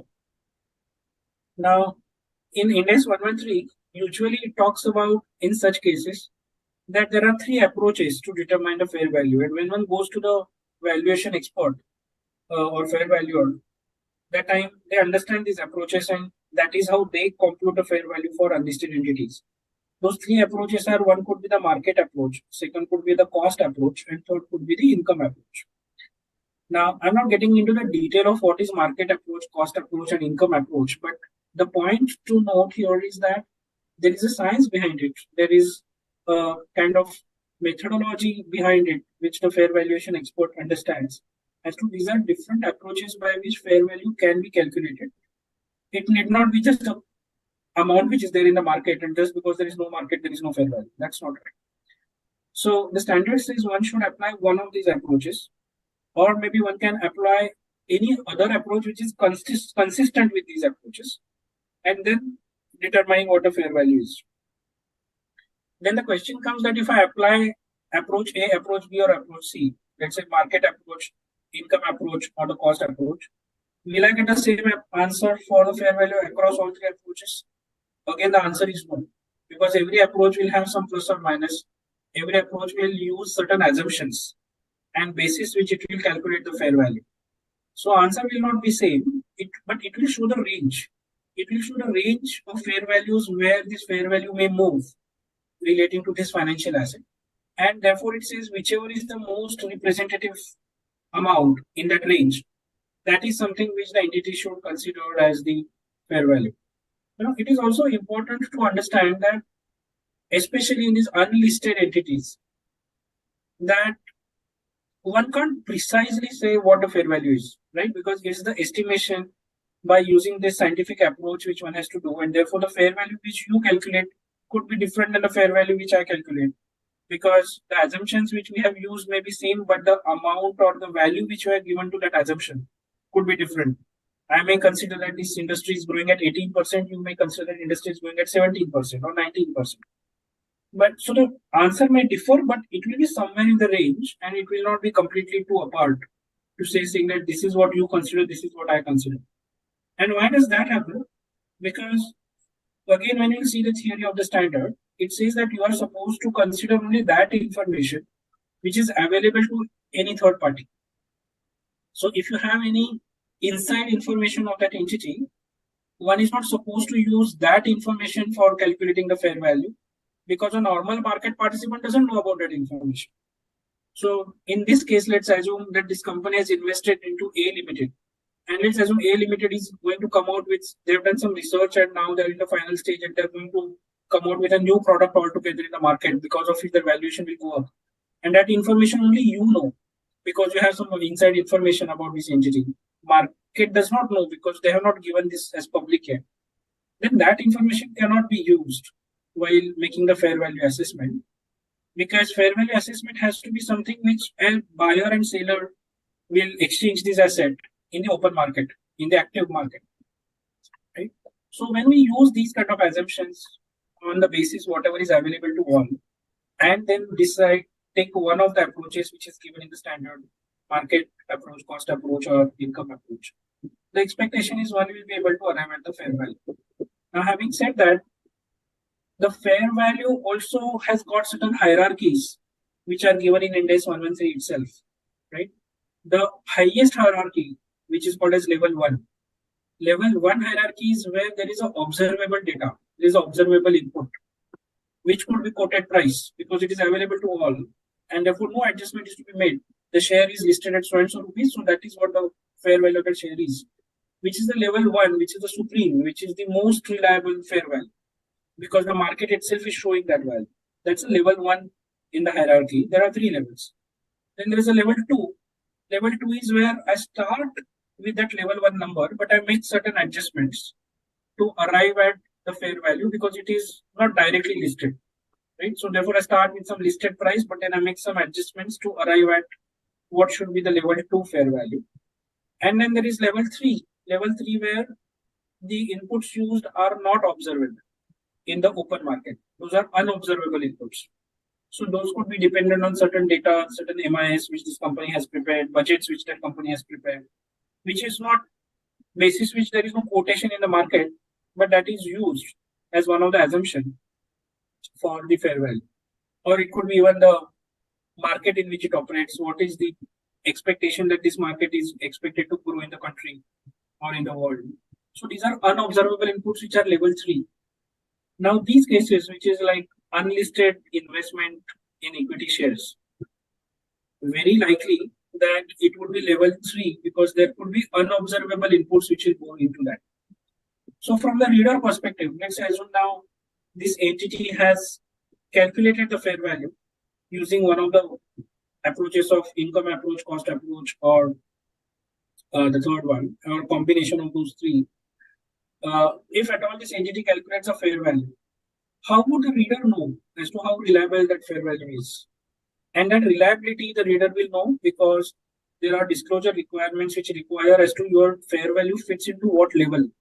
Is it level 1? Is it level 2? Is it level 3?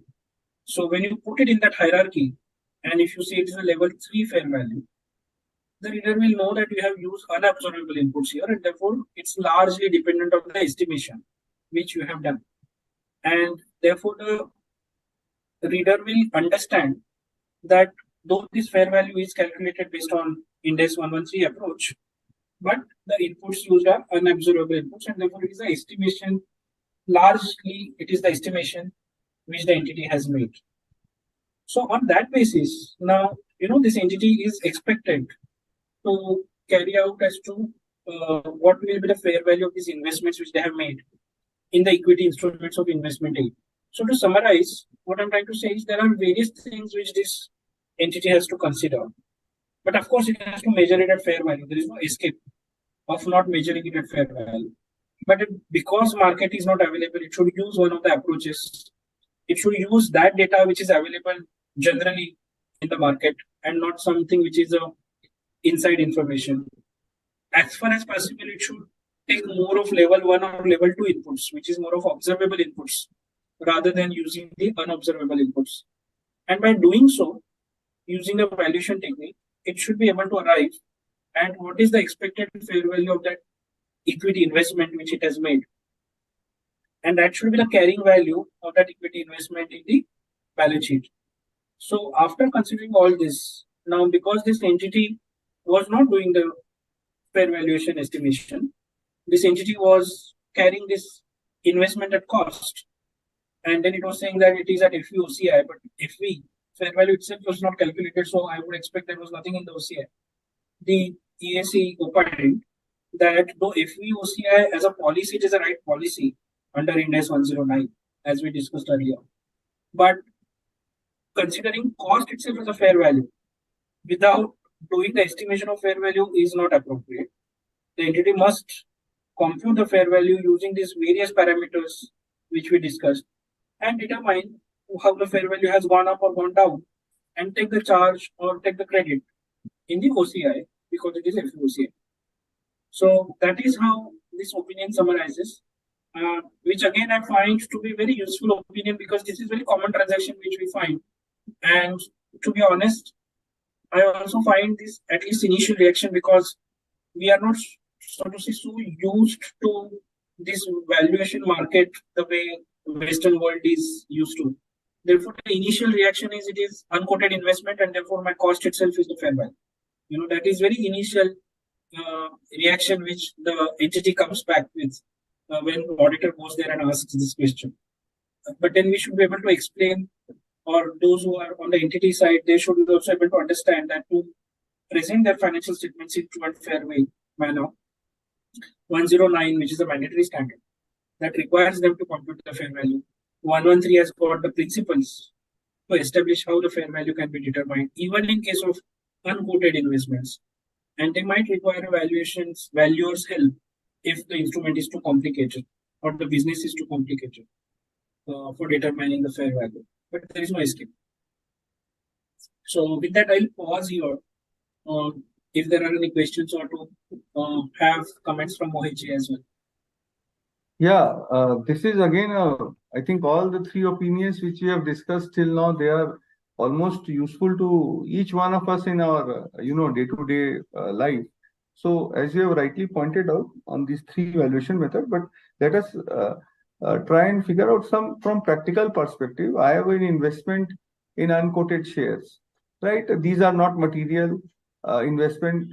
Therefore, I will not able to get any information from the company. And as you rightly said, some information which is available in public domain, as is available to all, that should be used for valuation of these particular things. Therefore, the question comes, let us take case of listed companies, like quoted prices they have. So while doing quarterly results, they do not have any issue as far as quoted prices are concerned. But when it comes to unquoted investments and where they have a say large number of investments plus basically startups, again valuation of all those unquoted investments and especially startups pose a great challenge at quarterly intervals as well as annual intervals. But you have very beautifully brought out that what is to be considered is whatever information is available in public domain through which you can determine a price. I can also determine a price. Guru Prasad ji also can determine a price. So I need not go to the company. I would take help of whatever information is available in public domain, but it may so happen that at times this would not result in a correct determination of price. So that is why, as you have said, since it is a level 3 value, it is available to all. So it is not necessary that I need to approach the company to take a valuation report. Right. So again, right. Yeah. So this is very important. And this is, practically whether you are a manufacturing company, whether you are an NBFC, they have a lot of unquoted investments. And now especially people do investments in startups. So if I take just a balance sheet, I may not be able to determine a value. It becomes quite challenging. So even a valuer with information only available in public domain, it becomes very, very difficult to arrive at a correct valuation of that startup. Because say some startup like maybe say Ola, Uber, I have made investment of 20 crores at 1,000 rupees premium as of now. Now at annual interval, I need to do a valuation. So with information available in public domain to value a company like Ola or any startup, becomes quite difficult. But yes, many of the points which are relevant to all of us, you have beautifully brought out. So, but practical perspective, valuation of startup, is really a challenge for all the companies. I completely agree. And, maybe a couple of points I will add here. One is when we decide on the materiality, and, sometimes it may happen that the investment which I have made at cost, that is not material.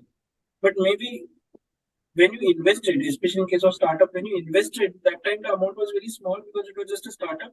The concept was not seeded well. The concept was not popularized. And now few years have passed and your investment value might have grown exponentially. So when I'm applying the materiality approach, one I have to see what is the possible misstatement in my financial statements, right? And that possible misstatement would be high now because that fair value has not been computed and recorded in the financial statement either in FVOCI or FVTPL, depending on the policy. So it's not only the existing cost which one should see while deciding the materiality. One has to see what is the possible impact if I don't do the fair value on my financial statements, and then decide whether it is a material misstatement or it is not a material misstatement in the financial statements. And the second point, I would like to add is, yes, it is well understood everywhere that determining fair value of an unlisted entity is a difficult task. It involves a lot of estimation, but having said that, that is not the way to escape, saying that because it is difficult, one will not do it. That's not the answer, right? Maybe because somewhere I think it's also that traditionally years ago when we had very limited number of accounting standards, the estimation required was not so much as now it is demanded by Ind AS. And therefore, sometimes it becomes difficult for us to come out of that old approach when there is a lot of estimation involved and therefore we feel that it is difficult and let's not do it. But that's not the answer. As long as that estimation is supported by the relevant assumptions, one can justify as to why someone came to the fair value of X rupees based on so and so assumptions, and based on this approach, this is how the fair values arrived at. Because imagine even, there are so many transactions which take place of unlisted companies as well, including startups, including the investments in which PE funds have invested and after certain years they take the exit route.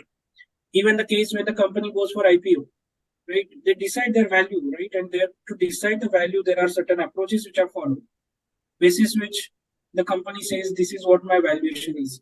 So it is not that just because company's unlisted value cannot be determined. Of course, fair value can be determined.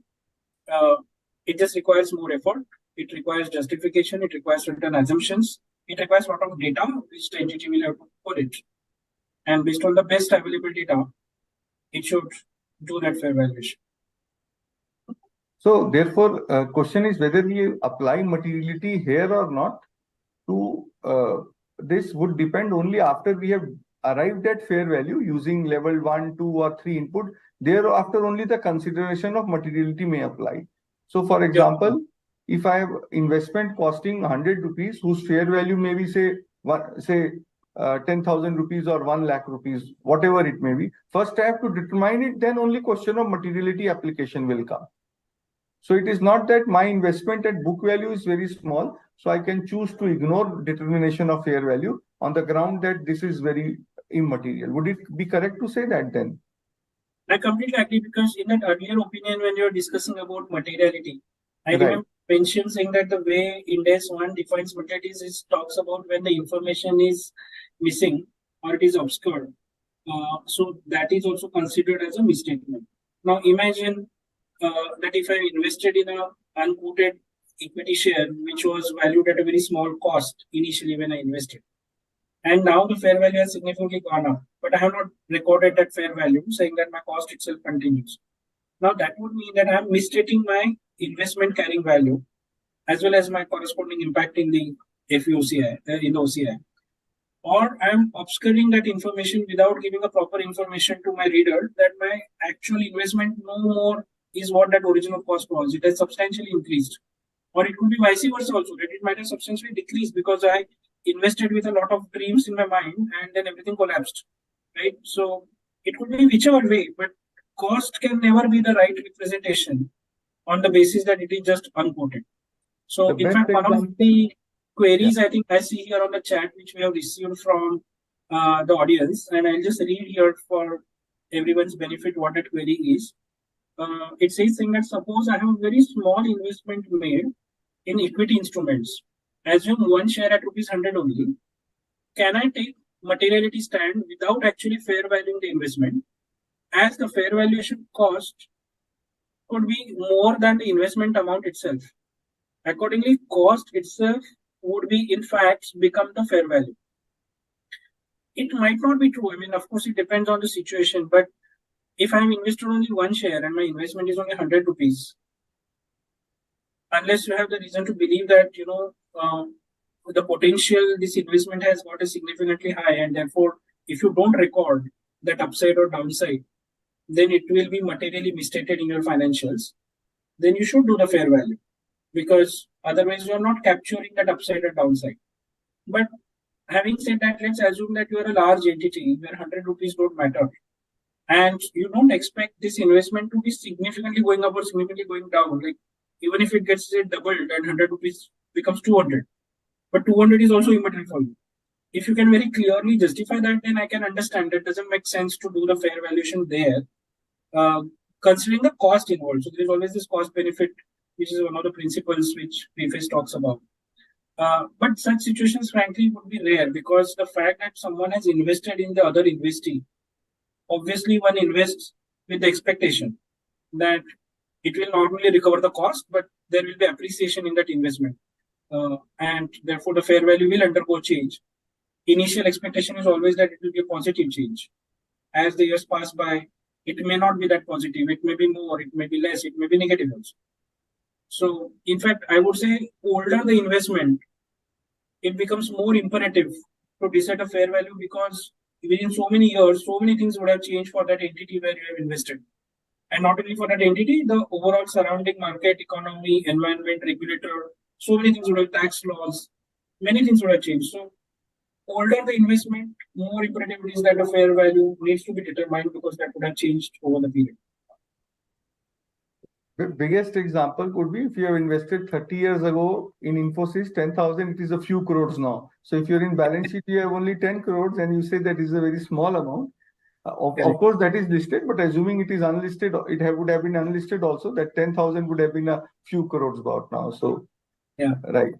And also, I think that is because of the shift which happened between AS and Ind AS, right? Because in AS, we used to say that these are long-term investments or non-current investments, which are carried at cost plus permanent diminution in value of the investments. So that time we used to do it at cost. We never bothered for doing this fair valuation. Right. So those who are of kind of our era, who has started the career and done a lot of part in the Indian GAAP scenario, we are not so used to getting the fair valuation of the investments. But now with Ind AS coming in, when it is not an investment in subsidiary, associates or JV, all these equity investments need to be fair value, whether it's or unquoted. Absolutely. Yeah. Maybe one more thing we can add here for this question Yeah. is when you are investing in any private entity as such. For example, if I am going to invest in any of the private entities, I would like to do a due diligence and get a valuation done before I invest. So at the starting point, there is already a valuation with you. So that valuation report, you can just have it. It is not necessary that you have to get a valuation report to, do the valuation in the Ind AS. So when you have the valuation report and basis of valuation done, and then the calculations and all that are there with you, with the latest information that is available to you after 3 years or after 5 years, you can extrapolate that information to the valuation report that you already have, and then get a sense of how much increase is there in the value. So that also can be a guidance factor whether it is material or not. So in any case, in a private limited company, if I'm going to invest as a seed investor or as an, as a private investor into a company, I would anyway get my evaluation done before I invest normally. And also I would get due diligence done. So I have a benchmark with me, and then I can compare that benchmark with the performance of that company over years, and then extrapolate that information into the valuation report that I already have on hand and check materiality. So if it is material, then yes, we will have to get the valuation done, as you rightly said, the next step. That there is no option given in the AS. It is not like AS 13 where we had the option of going by cost and only recognizing permanent diminution in the value of investment.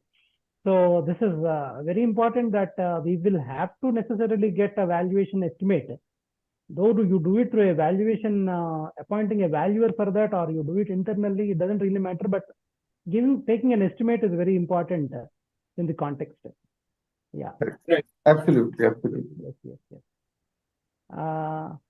The discussion went on very well. This particular query, it is pertaining to financial instruments. This is one particular area where there are so many questions and then so many doubts and so many,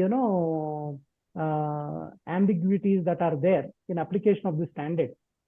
And I see more and more EAC opinions also coming on Ind AS, which pertain to financial instruments.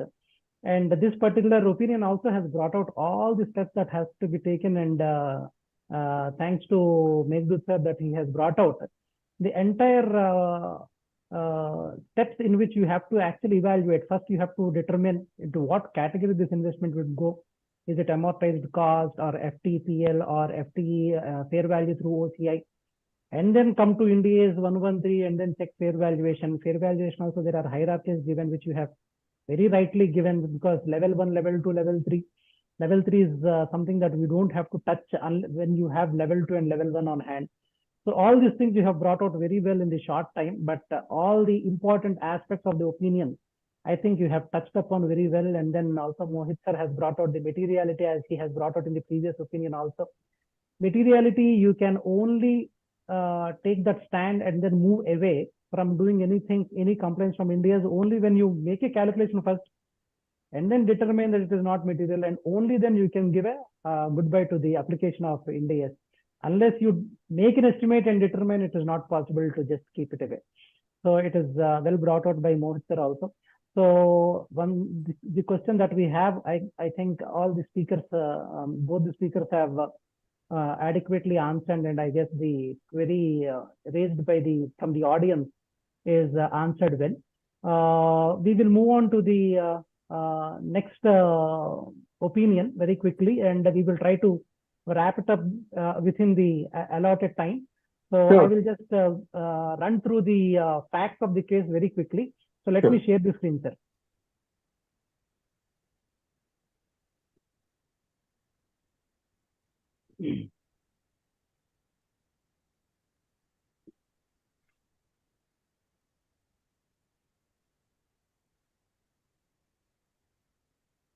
Yeah. Yes. The facts of the case are like this. One second, I'm not able to. Yeah, correct. Yes. A company is engaged in mining of bauxite manufacturing and selling of alumina and aluminum, etc. In pursuit of increasing the capacity of its alumina factory, the company has undertaken major expansion projects. The company has awarded various contracts for execution of project, and in order to quick start the project, there is an optional clause for availing interest-bearing mobilization advance up to 15%. Up to 15% of the contract value. Some vendors have opted for mobilization advance, and company is recovering interest from vendors running bills against supply of goods or services. The interest recovered and accrued on mobilization advance is recognized as interest income of the company and credited to statement of profit and loss. Observation of the audit is this: interest recovered and accrued on mobilization advance should be adjusted against the project cost rather than recognizing as interest income, as it is inextricably linked to construction and acquisition of fixed assets and has a direct nexus to the project. The company is financing its expansion project from its own cash reserves created out of profits accrued during the earlier years. This is actually the view of the management, this paragraph. The company is financing its expansion project from its own cash reserves created out of profits accrued during the earlier years and does not have any borrowings. Generally, such cash reserve is invested in the form of fixed term deposits or mutual funds, and income from these are credited to statement of profit and loss. Mobilization advance is being paid to the contractors out of such cash reserves by liquidating the investment in bank or mutual funds as and when required. prior to giving such mobilization advance interest on surplus amount invested, if the bank was being recognized as interest income in the statement of profit and loss, it is only a change in the pattern of investment. The investment base is changed from bank deposits of mutual funds to contract in the form of interest-bearing mobilization advance. The query that came up to EAC is whether the interest earned on mobilization advance funded from internal cash reserve is required to be adjusted against the project cost, or the existing practice of the company to recognize such interest as interest income in the statement of profit and loss can be continued. So this is the query. I request Mohit sir to take up this query and then explain the EAC opinion that has been issued for this particular query, sir. Yeah. Over to you, Mohit sir. Yeah. So the question again here is application of Ind AS 16, property, plant and equipment. So from the fact pattern, it is quite clear that the company did not have any borrowings. The company had surplus funds. These surplus funds were given to vendors as mobilization advance, on which it used to receive interest. The vendors had the option to avail the mobilization advance from the company, on which they were required to pay interest. Additionally, or if these surplus funds which were there with the company were invested in deposits and interest was earned from that. Now the question arises for consideration is whether in relation to mobilization advance given to vendors during the construction period, the interest income which has arisen to the company would be deducted from the cost of PPE which it is going to capitalize in future, or this will be created to profit and loss account brought down by Guru Prasad sir. So now if we go to one Ind AS 16, what is the prerequisite for capitalization is that there should be certain operations necessarily to be incurred to bring into location and condition the PPE in the manner capable of operating as intended by the management. If certain expenditure is incurred for the purpose for bringing the asset in the location and condition capable for being operated in the manner intended by the management, the related income would be capitalized, and similarly the related income would be deducted from the cost of the asset. Now let us say a case of a factory site which is under construction. Now before the factory start operations, the company has built some car park near the factory, near the building site, and these car parks are temporarily used until the factory is in operation and some incidental income arises. The question therefore arises is this car park operations which are carried out are necessary for bringing into location and condition the factory which is to be operated in the manner capable to be intended to be used by the management, and therefore the income from this car park would be deducted from the cost of the property, plant and equipment. The answer to this lies again in Ind AS para 21 of Ind AS 16, which says that what is the essential test for linking or of direct nexus of the income to the project. If there is a direct nexus of the income to the project, there is a direct nexus of the expenditure to the product, then it would be adjusted to the cost of the project. But what has happened in this case, this surplus amount was used by the company prior to giving a mobilization advance for earning interest income by way of deposits.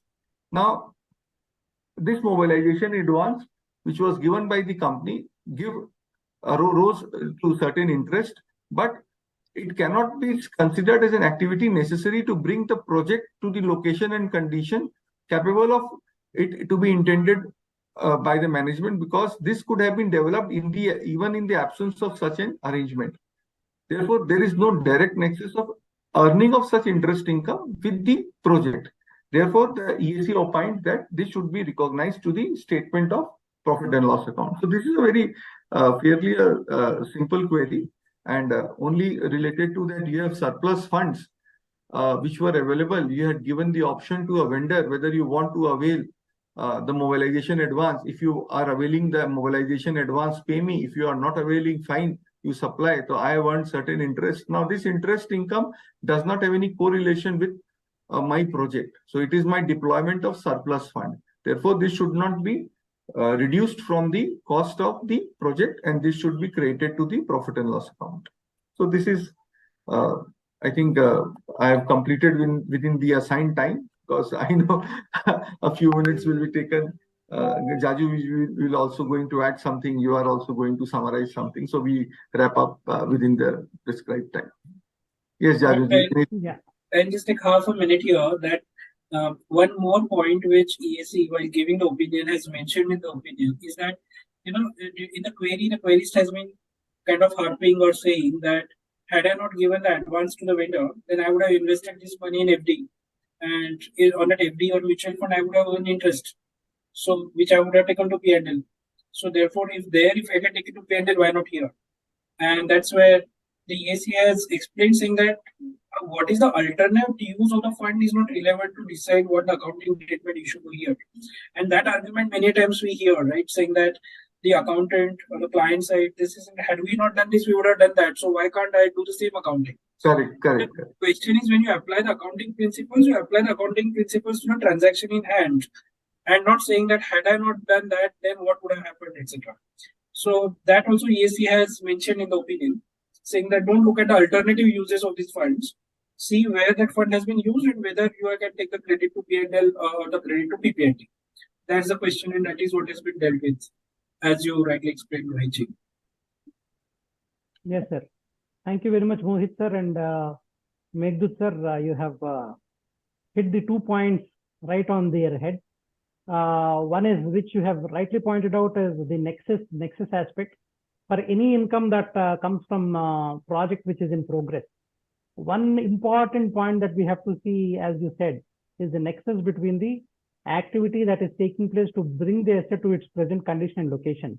Whether the activity involved, is there a direct nexus, and then if the income is getting generated, then we will have to see that. And one more point you have said is, since there is no borrowing cost involved, there is no relevance for Ind AS 23. Had there been a borrowing cost involved, then opinion would have been little different. But since there is no borrowing cost involved, EAC clearly said that Ind AS 23 is out of scope for this particular issue. And Jadu sir, you also have brought out the right point as to, how you will have to consider these aspects into bringing this particular income aspects pertaining to projects which are in progress. Thank you very much. Thank you, both of you, for your wonderful deliberations. And then we must also thank Vice Chairman sir in EAC. Whatever 4 opinions they have considered, they are very, very practical, and I think the participants would have hugely benefited. I think at least of the 4, 2 or 3 would have impacted everybody in their day-to-day practice. Correct. I think thank you to Vice Chairman sir also. Yeah, thank you, sir. Thank you very much, sir. Over to Piyush Chachid, sir, Central Council member and Vice Chairman of EAC ICAI, for his formal vote of thanks for this webinar. Over to you, sir. Thank you very much, Guru Prasad ji, Mohit Teria ji, Meghdut Jaju ji, for a wonderful discussion, for your time for Expert Advisory Committee and addressing the members at the large. Expert Advisory Committee, of course, you all three will know very well, but for the benefit of the members, Expert Advisory Committee is one of the very important committee. I know my chairman sir would have addressed earlier also, but at the sake of repetition also, I always tell that the opinions which are given by the Expert Advisory Committees are like a Bible, and the opinion, the theorists actually look forward to this opinion. Sometimes the implication of these opinions are so high, it is not only to the theorists, but as an industry-wide sense. So it becomes very important that the deliberation happens on a line-to-line basis. And at Expert Advisory Committee, where all the 3 of the panelists today, both the speakers and the moderator, Guru Prasad ji, Mohit ji, Meghdut ji, have been contributing immensely. No opinion can go without their opinion, I would say. They read line by line, they give their opinion on it. There are contrary views, then one person is trying to convince another, but really such a beautiful deliberation happens. And then this opinion comes in, and this opinion therefore is very important. More another aspect to this is, and my request to participants is, you would generally read expert advisory opinions when it comes in the public domain. And you may also try to apply it on your day-to-day audit operations, whether though the opinions may be relevant to Ind AS. But the importance of this opinion is to see to the logic behind it. You may not be applying an Ind AS to your clients. There may be participants who may be only applying accounting standards, but more important is logic behind it, how the deliberation took place, which comes out in such seminars. Because when you are reading this opinion, possibly you may not realize what was the thought process behind the thought process of the committee behind this opinion, which you get an idea, fair idea when you attend this type of programs. And believe me, now after listening to the experts like Mohitji and Meghdooji and Guru Prasadji, you please try to read opinion again.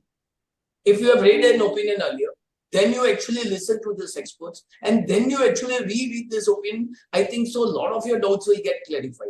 And therefore, such seminars are very important. That is an idea behind the seminars also. Because we get a lot of issues also, a lot of theories also, a lot of questions also. Yeah, that EAC, such opinion is there, and then there is a debate why this opinion has come. But when actual debate happens over here, or when actual logic, why this opinion was given, if you listen to this, I think all such doubts will get clear. So thank you very much. My heartfelt thanks to all the speakers, Mohitji, Meghdooji and Guru Prasadji for spending your valuable time and addressing the participants. Thank you very much, all the participants, for being attentive, and I'm sure you would have been benefited. And my request, please keep on looking for this particular space of our seminars on this type of programs, wherein, of course, I know we have discussed 4 of the opinions, but there are 6 to be scheduled. But because of the time constraint, I think so we are not able to complete more than 4. But a lot of opinions are there, and our idea is that every fortnightly, we try to fortnightly or maybe once in the 3 weeks, such seminars will be happening, wherein more speakers will be joining who have been part of this expert advisory committee. And please look at it, and please do pay attention to it, and please try to apply it in your audit life. I am sure it would benefit you very much. Thank you very much once again to everybody. Thank you. Thank you. Thank you. Good evening. Tech team, we can stop the recording.